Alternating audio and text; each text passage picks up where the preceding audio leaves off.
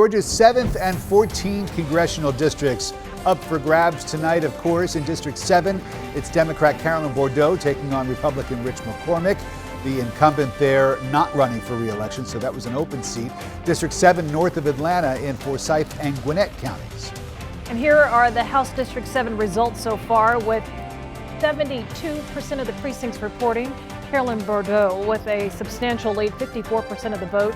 Rich McCormick behind, 46% of the vote reporting so far. Let's go live to Bobeth Yates, who has more on the District 7 race. Bobeth, good evening. Good evening, Sean. You know, when you think of controversial races, you normally don't think of North Gwinnett County, District 7. Of course, it includes part of Suwanee.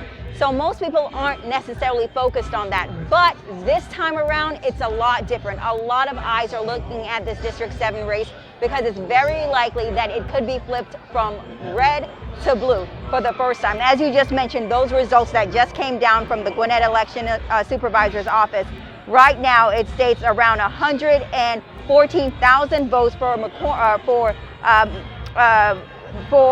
Bourdeux, and then around 92,000 for McCormick, and about 68% of the precincts reporting. Now, earlier we talked to both candidates. Let's take a listen to what McCormick had to say, just in case. We asked him, you know, what happens if he loses? Where does he stand? And this is what he had to say. Take a listen.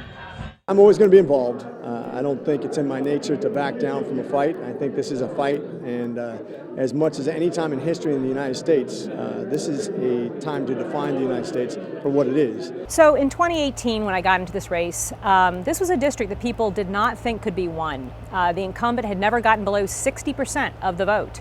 We closed a 20 percentage point gap and made it the closest race in the country. And so there was this incredible sense of momentum and community coming together to make change.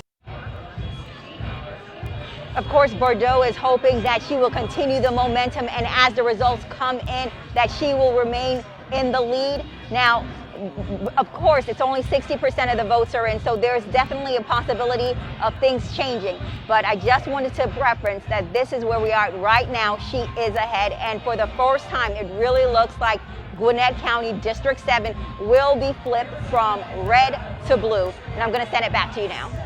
Before we let you go, you're also watching the race for House District 14 tonight. What's happening in that race?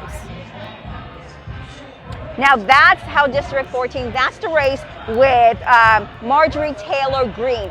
She has won that race. They called it for her. She was running unopposed at the time because her opponent dropped out of the race back in September, citing personal reasons.